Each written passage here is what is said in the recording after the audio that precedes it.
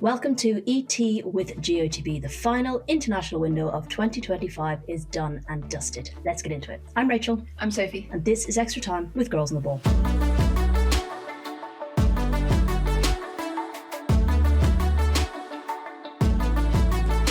Well, welcome back to this week's slightly later episode, ready to wrap up this international window for both England, the home nations, and Ireland. It was not a bad window, I think, overall. I think for the home nations and for Ireland. Yeah, lots of learnings, I think.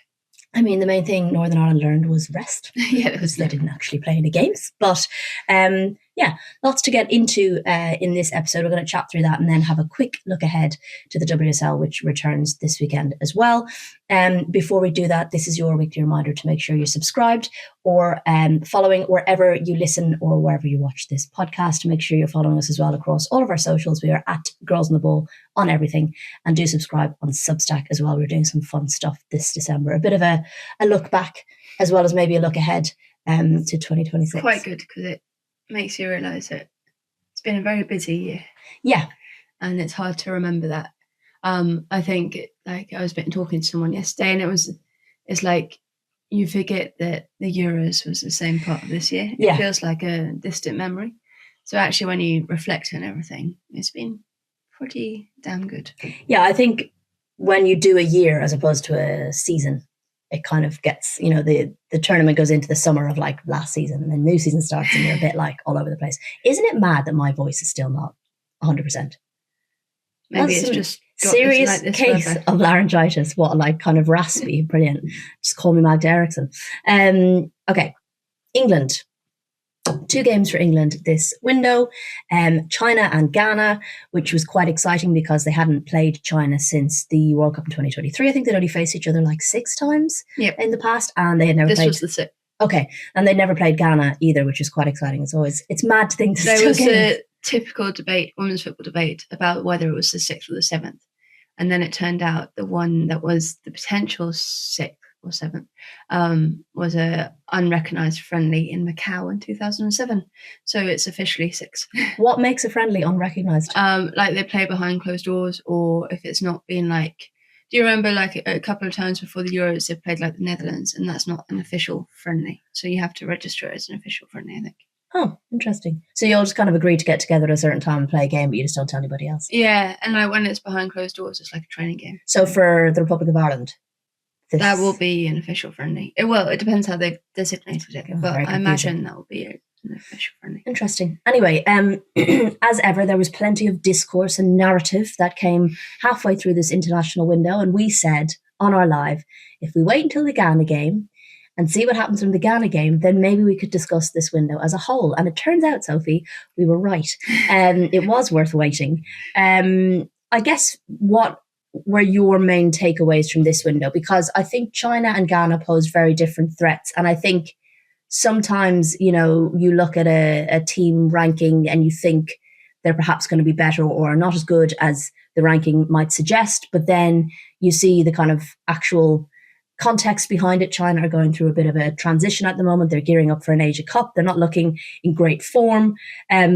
Conversely, Ghana were a very disciplined team, well drilled in their game plan, and I thought executed their game plan pretty well. And, of course, coming up against a much changed England, but England should still probably have maybe scored more goals. And yes, we'll get onto the charmed life the goal was living and how much of a part the crossbar played, but the goalkeeper made at least 7 saves, I think.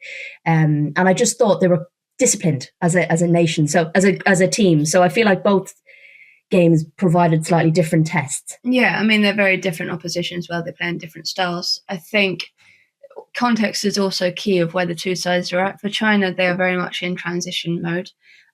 Yes, they're the Asian Cup champions, which makes it sound really big in terms of the marketing side of the thing. But actually, they won the Asia Cup in 2022. And there's a lot has happened to them and in women's football since that point. And I think it's fair to say they're not in season. So the domestic league is out of season. That's probably part of the reason why they were a bit scrappy. I think the other reason is they are in this transition. England knocked them out of the World Cup in 2023 at the group stage. That was their worst ever position at the tournament. They didn't qualify for the Paris Olympics. The old manager was then let go, and Ante Milicic came in May 2024. So they've been on this transition process. Results this year haven't actually been that bad, even though they lost 3-0 to the USA. Twice, right? Didn't they play them twice? I don't think they lost 3-0 twice. Oh, okay. But they lost 3-0 to the USA. I think that was in the shoot. I might be wrong. But carry on. The point is, they played the USA. They played the USA. Yes, they were beating comfortably, but they weren't actually that bad in that game. Mm-hmm. Having watched, read back about it and watched the highlights and stuff, they offered something. They drew with Japan. They drew with the Netherlands last year. I think so. There was another draw in there as well. So they aren't like a bad side. Yeah. They're normally quite defensively good. I think Milicic tried to change things up a little bit, and maybe that's because of where they're at in the cycle and the fact that the next thing they have on the horizon is the Asian Cup, and they're trying different things. They're challenging themselves against, they're going outside of Asia and challenging themselves against, Canada was that other draw, against the USA, against England. They want to test themselves. Investment needs to be increased, I think. And from you never really know what's going on, but from the things that China Federation have put out, they're looking to transform the side, bring in new players, develop a real youth pathway. That's what they want to do. So the intention seems to be there. It just takes a little bit of time. I think England as well should be given. Everyone likes to focus on how bad the opposition were when England play well. Sometimes England were really, really good. And I think there's no taking away from that. They were the clinical England that we know that they can do. And they just don't perform that way on a consistent basis. But they scored 8 of their 9 shots on target. That's clinical. Can I also point out that sometimes in a game, things don't go to plan. And for China to be 3-0 down in 4 minutes, game plan goes out the window. And suddenly you're firefighting and you're trying to stay in the game and you're trying to problem solve with a mountain to climb, and to then expect an improvement in a performance that was already subpar is maybe a bit naive. And that happens in football. You look back at when England played Germany and they found themselves a number of goals down in a very short space of time, and you're suddenly trying to... So that's not indicative of how China are overall, but it was a bad game that had a bad 4 minutes, and suddenly everything's out the window. There will be a concern maybe a bit around the mental side for China, because they went and conceded 3-3 against Scotland. Yeah, do not make that a habit, guys. So there will be a concern but that's mentality, I think, more than football pitch stuff. I think that's about learning to regulate your emotions when you concede and keep the game tight and realise it's not the end of the world, rather than kind of panic into... Yeah, but also the difficulty is they were facing a very clinical, tight, on fire, high pressing England team that would punish them. I think England, once they adapted, it took them a couple of minutes to adapt to the back five, but I think that formation actually really suited England with the players they have, having the ability to have the pace to hit the channels, to hit that gap between the centre-backs and the full-backs, or the wing-backs. Alessia Russo was phenomenal, I thought. And I know she doesn't people want her to score more goals. I get that. Yeah, it doesn't count if she doesn't score goals. But she was doing so much of the dirty work. She was dragging the central defenders around the place. She was dropping deep. She was running onto direct walls. She was going wide. She was in the centre. She was just moving them all around the place, and it allowed the spaces for Georgia Stanway to spot pitch up and score. She was really, really involved, and she deserved a goal at the end of it. But I think it reminded me, when Arsenal played Leicester and they really attacked the channels and the wide areas. And Leicester were narrow and a bit ball-watchy, I mean, it doesn't... You've got Beth Mead, Alessia Russo doing that. Lauren Hemp, we know, is a brilliant wide player, and she's so dangerous. So I just think it really played into England's hands. So from that game, despite everyone thinking no lessons were learned, I think it was really important for England to have a really clinical game in front of goal, because that is something they've been struggling with.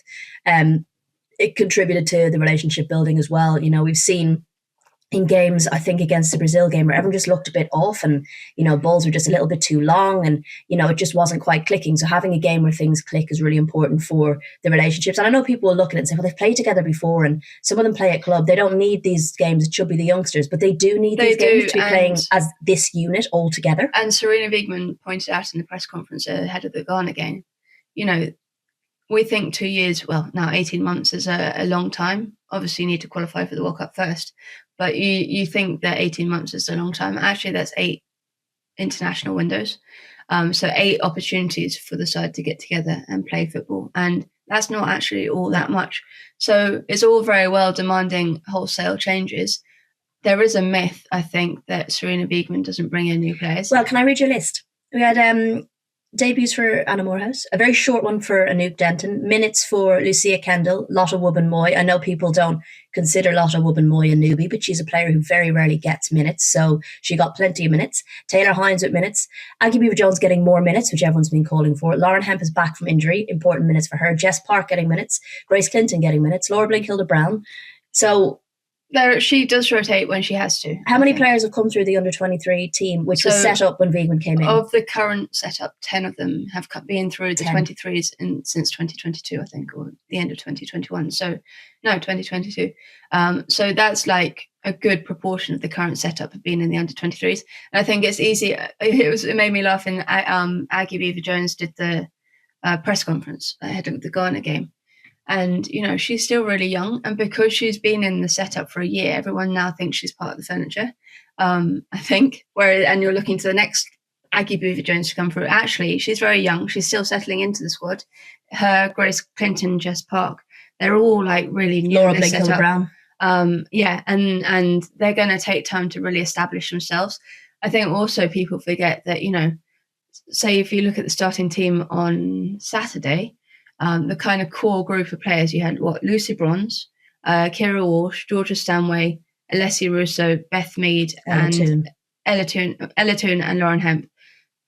I mean, Kira Walsh will be 30 at the next World Cup. Beth Mead and Lucy Bronze are already 30, so they're the older ones. The others are in and will still be in the prime. So you build teams around core groups, and that doesn't mean to say that they can't be moved if they're in bad form or they get injured. Of course, things change a lot in football, but you have to, as a coach, you have to have a plan, and the plan will be around that core group of players being at the World Cup. But also the relationships that need to be built are with the new players and the core, not with the new players and the other new players. That's what people seem to forget as well. Also, can I just point out before anyone comes from me, Missy Bokearns, hadn't put her in the list, who played yesterday as well.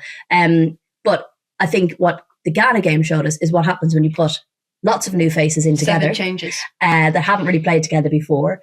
And it was like those connections were building. That's what you were seeing. You were seeing those kind of trying to read each other, trying to play quick football when maybe you're not used to where someone's positioning is. And Lucy Bronze might send in a ball, but Lucy Kendall might already be gone because she hasn't kind of read that connection. And that's kind of what happens when you put a whole load of new faces in one go. And I think Ghana gave them a really good challenge to try and problem solve on the pitch together. Yeah, conversely to China, Ghana they had a really bad start to the year. And then they lost their opening game at WAFCON to South Africa. But then they've been on this run since then, pretty much. They got bronze medal at WAFCON. So they've been really building under the manager and, getting form together. They know where they're at. He was very clear yesterday. They know exactly where they're at and how big a test this was. And he was very proud of his players. But I think their ranking of 67th in the world doesn't quite, it takes time to it doesn't do them justice to the quality of the pitch. But I just thought it was a very good challenge.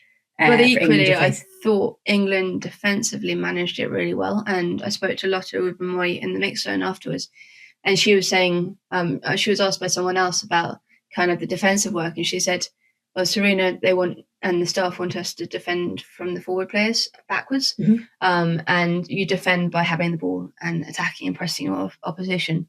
And that's clearly the kind of mentality that they have. But you do have to have a good defence. And I think Letizia and her managed what could have been a tricky counter-attacking Ghana team really, really well. They didn't give them, I think they had 1 shot on target. So they didn't really give them an inch, I think. So that was a real positive side to get the game when you're thinking about a back line of quite new. You had Hines, Bronze, Letizia, Wubben-Moy and Moorhouse in the back line. But I do think Ghana gave them more to think about than China did, which was good. And I think it was good for those young players to have to try and problem solve on the pitch. But they had they had their chances. They hit the bar 4 times.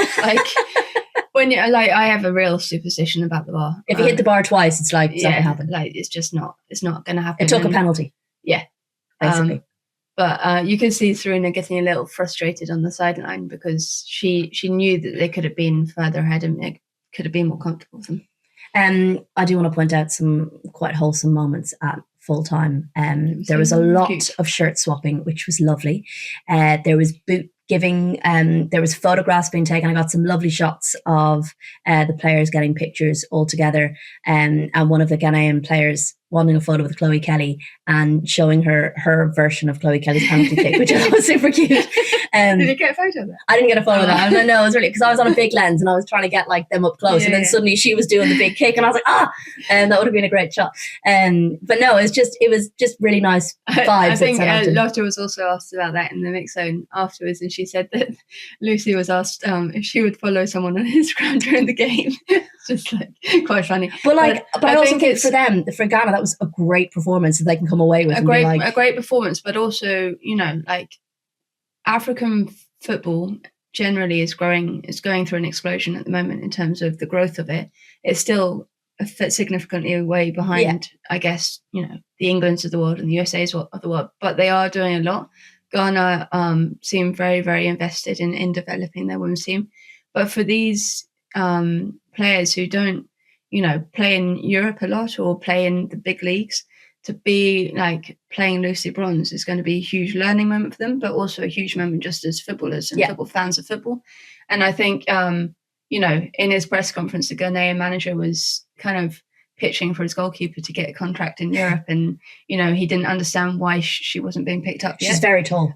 She had a good game yesterday. She did have a very good game. Very brave but I think that is going to change as exposure to African football it grows. And the more times that they play other nations and, they get broadcast on TV and stuff, and the more footage that you have, then you're going to start seeing more of them being brought into the NWSLs of the world or the WSLs of the world. But also their fans were so great. They were so good. They made so much noise the whole way through, and it was really nice to see. The players were delighted as well when they came over full time. They spent a lot of time kind of giving back to the fans, which was lovely to see as well. Yeah, it's about building a movement, I think. And for them, they've got a real platform now. Having got that WAFCON, they've got WAFCON again next year. So they'll want to go one better for that. And then they'll surely have their eyes on the World Cup as well. So you could have a really big 2 years, 3 years in Ghanaian football. Yeah. Also, shout out to the Chinese fans at Wembley. They made loads of noise, which was really cool as well. So both kind of atmospheres of both games were very good. And of course, I want to shout out Lucia Kendall getting her first England goal at Southampton of all places. I loved Serena Wiegmann's comment at the end saying she celebrated it like she'd won the Champions League and that they were still replacing the graphs where she did the knee slide. Now, for me, who had got 0 goal celebrations at Wembley of all 8 goals, I did think there was only going to be 1 goal last night, and I bloody got that shot. And I'd come in harassed and stressed. God love you, you were late, but you were coming down at my 4 hours in a car. You were coming down on my camera gear and my wet proof gear, so I was not getting out pitch side until 6:30, which is very late. So I'd gone, and then I went around the wrong way around the pitch, and I ended up setting up, and I was like, this is not the end I want to set up. What are you doing? So I had to go all the way back around the other end of the pitch, threw my seat where I could get a spot, and was like, that'll do. And it did do. And it ended up being the best place. That was exactly where on the pitch. Lucia Kendall's celebration. I could, as soon as she turned, I was like, I know Rachel's there. I know Rachel's there. Will she get the shot? Will she get the shot? Please get the shot. Please have your camera ready. I did get the wheeling away from goal, which was a lovely shot. I didn't get the knee slide because I had to switch cameras as she did that. And then to be fair, the knee slide just would have been like sideways on me. So I'm glad I got what I got. It was worthwhile. It was one of those kind of romantic football moments. It was like, as she said, it was written in the stars. Yeah. She was going to score that goal at Southampton. Okay. Just a short, brief question here. How would you summarise 2025 then for the Lionesses? Pretty damn good. I think there's been obviously ups and downs in terms of results. Maybe the worst one being, I would say, maybe the Belgium game. Just the way that happened. Capitulated. It was a mad game. I think, there's been a lot of learning, but, you come away with back-to-back European trophies and you learn a lot about yourself in the process. I think the way that they did it, rather than just like winning games, the way that they dug deep, found a character and a resilience that I don't think many knew was there, like to that level. They have a lot of belief in themselves, don't get me wrong, they know they're very good players, but to be able to dig that deep game after game after game, I think just will serve them so well as they go into this next cycle. And lifting the trophy, I think, Lotte yesterday, I asked her, was this the best year of your career? Lifting a Champions League trophy and a European trophy, and she was like, I mean, you can't really beat that, can you?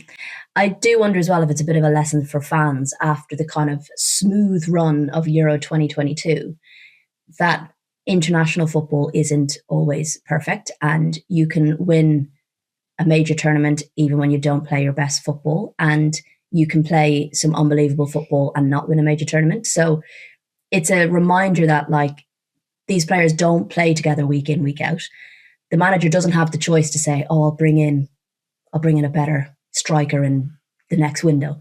It is a very different beast to league football and domestic football. And I think when you have a team who can go through the difficult times, not play the best football, and still work out how to come out with results and then learn lessons from the tough times, that's really important. I think it's also like we'd all love our team to play amazing and win. I think it's understanding context and priorities. And yes, everyone wants to win everything. And no, like England don't go into games wanting to not get through to the semi-finals of the Nations League. They want to do that.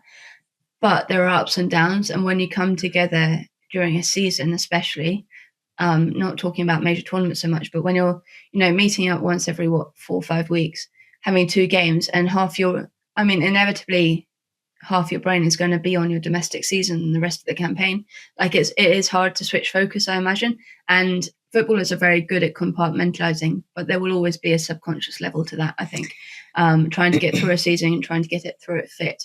And that plays impacts on results and loading and fatigue and all of that stuff. So I always find it like you need to look at it the full picture, maybe a bit more. Holistically. I hate that word, but it's true. At the end of a camp and see where they're at. And that's what I kept saying about this camp is, and what we said. Give it a minute. Give it a minute and then make a judgment. But also, a bad camp doesn't mean a bad team. Yeah. Right, before I touch on the home nations and also on Republic of Ireland, congratulations, Spain. They won the Nations League again. They beat Germany. Sans Aitana Bonmati as well. Well, and yes. Petri. Yeah, Aitana Bonmati is fractured her leg? Broken her fibula. Needed an operation. Surgery, out for 5 months. Out for the season. Yeah, gutting to hear. Hopefully she gets better soon. I guess not that you ever want to get injured, but if you're going to a year when there's not a major tournament, it's probably the time to do it. But not great for Barcelona, obviously. But great that Spain won the Nations League again. Sweden almost came back against France for that 3rd place, but France won in extra time. Kelly Gago getting the winning goal. But also, I hate 2-legged finals. What the fuck are you doing? Get rid of them. They're stupid. Because, unsurprisingly, neither game did anything in the first leg, and then it all came alive in the second. It's pointless. And when you have it when you put it at obviously somewhere like the Metropolitano in Madrid, like that's a real final occasion. And they deserve those moments. And I hate 2-legged finals. I really do. Right, just to quickly run through home nations results. Wales finally broke that run of bad results. What was it? 12 winless. In this window, they did draw 1-1 with South Korea, but then they went on to win 3-2 over Switzerland, which will be big for them and just kind of get that weight off their shoulders, especially given players that have retired, etc. Switzerland, I still find it really weird.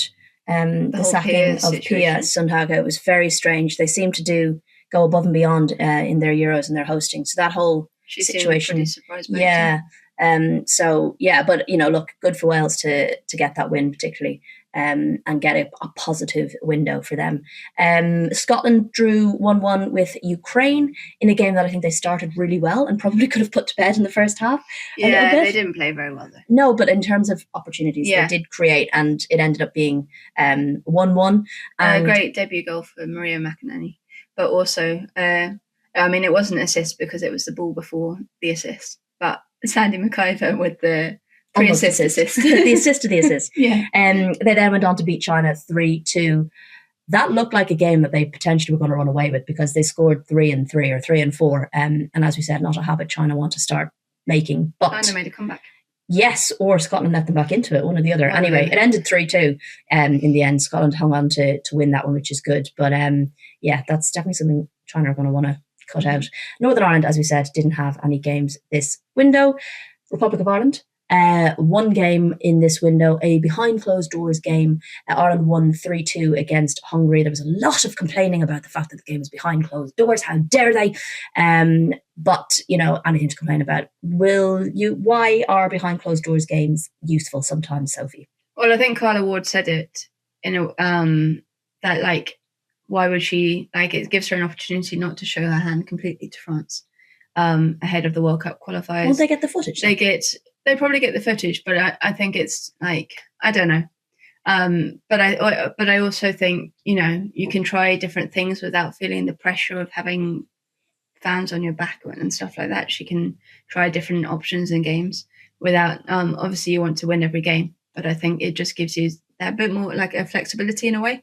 Personally, I would not advocate for behind closed door games. Hungary, for whatever reason, requested it. Just to point it out. I would also say that, there is a great value in Ireland going away to Spain on a warm weather training camp, getting minutes in the legs in terms of playing a competitive match, but also having the freedom to just build a squad. And I think, Carla Ward's been in the job just under a year. She hasn't had that much time with the players to really do that and have the pressure off the game and more on focusing on the behind the scenes, because she's had to go into camp. 3 days later, they play a game. And Alan Mahon has now stepped down, so it's another thing to deal with. Yeah, it's all been pretty competitive ever since. Other than that, USA trip, but that was, stressful in its own way. Well, also she left half the players at home as well, so that was this was a really good learning opportunity, I think, for team building and ahead of a tricky World Cup qualifying group. League A. In League A, they will serve them well, I think. Maybe Hungary still are having nightmares from losing 3-2 to Ireland and Ireland getting that playoff spot. So maybe they didn't want a repeat of that. They did. Although they did lose 3-2 again. So there we are. Okay, just very quickly, the WSL is back this weekend. Feels like ages since we've done a WSL game, because the last WSL weekend we were in Toronto. And then there was a League Cup weekend, do you remember? Oh, yeah. So it feels like ages. It kicks off on Saturday with Arsenal playing Liverpool. You'll be doing that game. Mm-hmm. Then Sunday, Tottenham versus Aston Villa, Manchester United versus West Ham, London City, Lionesses versus Brighton, Leicester City versus Manchester City. All of those games are at 12. And then the final game is Chelsea versus Everton at 2:30. WSL 2 is also back as well. So plenty of action kicking off this weekend. We're going to be at London City. I need to apply on Sunday. Yes, I'm working that one. Yeah. So yeah, it's all go, guys, before the Christmas break. 2 more WSL weekends, another set of Champions League fixtures. There's a League Cup weekend in there now that's been wedged in that I didn't know was going to be wedged in. We've already made plans that weekend. So I was going to say we might have to keep an eye on that on TV, but we can't. Okay. Do make sure you're following us, subscribed. As I said, we're doing some fun stuff in December, looking back and looking forward. And we'd love to hear from you and see what you think about that as well. Otherwise, we will chat to you again, another episode on Monday next week. See you then.